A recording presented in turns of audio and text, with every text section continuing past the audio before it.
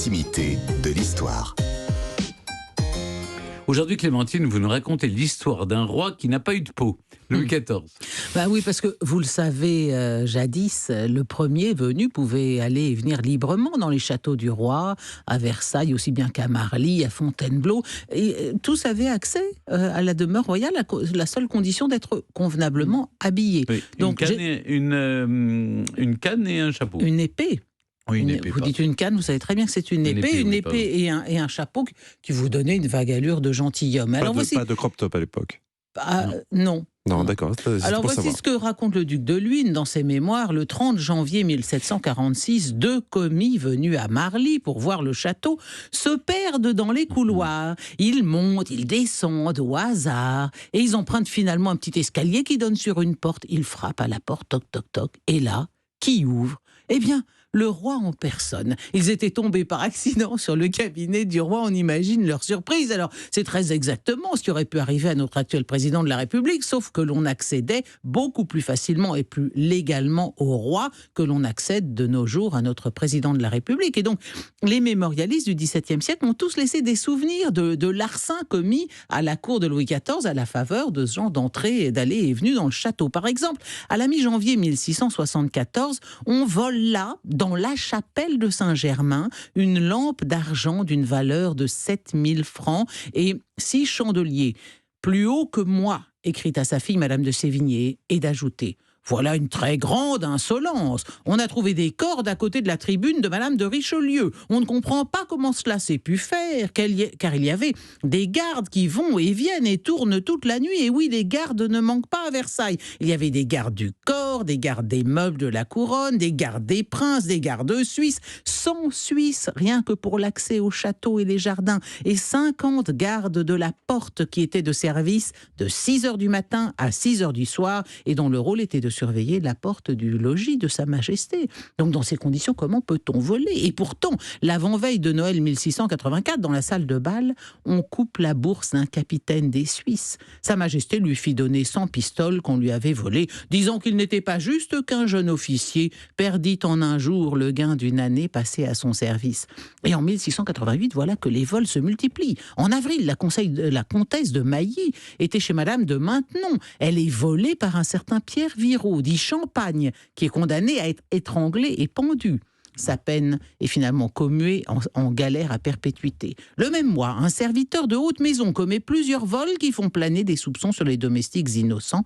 Malgré cela, il lui est pardonné et le roi se borne à demander de savoir, s'il se peut, les noms de ceux qui, depuis quelque temps, s'adonnent à voler à Versailles constamment dans les appartements. Enfin, en novembre, mademoiselle de Château-Thierry, fille d'honneur de madame, elle avait quêté pour les pauvres et on lui pique son aumônière. Alors elle se dit, je vais restituer la somme que j'avais décidé d'affecter à ceux pour qui elle avait quêté, aux pauvres.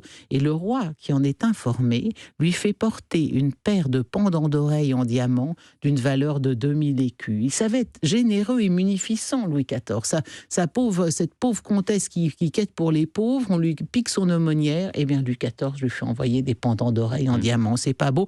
Et au matin du 21 juin 1691, dans la galerie de Versailles, on constate, ça c'est très amusant, la disparition des franges d'or des portières d'un lit à baldaquin. Les recherches entreprises demeurent sans résultat, et 5 ou 6 jours plus tard, pendant le souper du roi auquel assistait Saint-Simon, un gros paquet lancé de loin voltige dans la pièce et arrive au bout de la table à la gauche de Sa Majesté. Au bruit, Louis XIV tourne la tête et dit sans s'émouvoir: « Je pense que ce sont mes franges. » En effet, un morceau se détachant du paquet était tombé sur la perruque du roi. Livry, premier maître d'hôtel, se précipite pour enlever le paquet lorsqu'il voit un billet qui est attaché au paquet. Ils sont saisis pour le lire. « Je te rends tes franges, bon temps. La peine en passe le profit. Fais mes baises-mains au roi. » On imaginez la scène. Au mois de novembre 1698, le mariage de la duchesse de Bourgogne fait le bonheur des coupeurs de bourse. Ils débarquent à Versailles vêtus comme des gens de qualité et ils volent tout ce qu'ils peuvent. Et à leur retour à Paris, plusieurs personnes se rendent compte qu'elles n'ont plus les diamants qu'elles avaient apportés pour cette fête. La duchesse de Bourgogne elle-même, donc c'était le mariage. En rentrant chez elle, elle se rend compte qu'un voleur avait coupé le morceau de sa robe où était fixée une agrafe de diamants. Pareil, en 1699, 2 individus, à Versailles toujours, volent du cuivre et du bronze dans les bosquets du parc de Versailles. En juin suivant, on dérobe de nuit dans la sellerie de Sa Majesté en se servant de fausses clés toutes les housses et caparaçons qui avaient coûté plus de 50 000 écus, plus les selles brodées, des fourreaux à pistolet, des morts en argent massif. Sont cités aussi en vrac des vols de vaisselle, d'or et d'argent, des tapisseries, des meubles garnissant une chambre proche du cabinet du roi et quasiment sous ses yeux. Et enfin, oui, la pièce de choix, on vola même au roi sous son lit son pot de chambre en argent. Des perquisitions furent prescrites avec ordre de prendre l'auteur au vol, enfin de le pendre plutôt. Pour servir d'exemple, les auteurs du larcin s'étant confessés, ils obtinrent l'absolution à la condition de restituer le pot de chambre de Sa Majesté, mais ou la somme s'il avait été vendu, ce qui était le cas. Le pot de chambre avait déjà été vendu. Un franciscain s'offrit pour servir d'intermédiaire. Vous voyez, il n'y avait pas le raid à l'époque, c'est le franciscain qui dit « Rendez le pot de chambre du roi ». Et Louis XIV empocha les 100 pistoles de son pot de chambre disparu. Et l'insécurité. On ne sait pas ce qui est devenu le pot de chambre. Il a dû être fondu, si vous voulez mon avis. Oui, parce qu'il avait beaucoup de valeur. C'est dommage, ça devait être joli. C'était certainement un pot de chambre en argent avec très beau. Les armoiries. Vous pouvez peut-être en trouver encore chez Drouot ou ailleurs. Oui. Bon, Stéphane Bern cherche un pot de chambre avec des armoiries. Non. En or, s'il vous plaît. Non, vous plaisantez. En vermeil. Mais non. Eh bien, merci beaucoup, Clémentine, pour tous ces larcins. Maintenant, c'est le moment de l'émission. Vous le savez, chers auditeurs, je ne contrôle plus rien. C'est Jean-Luc qui prend la main pour le quiz Bern to be alive.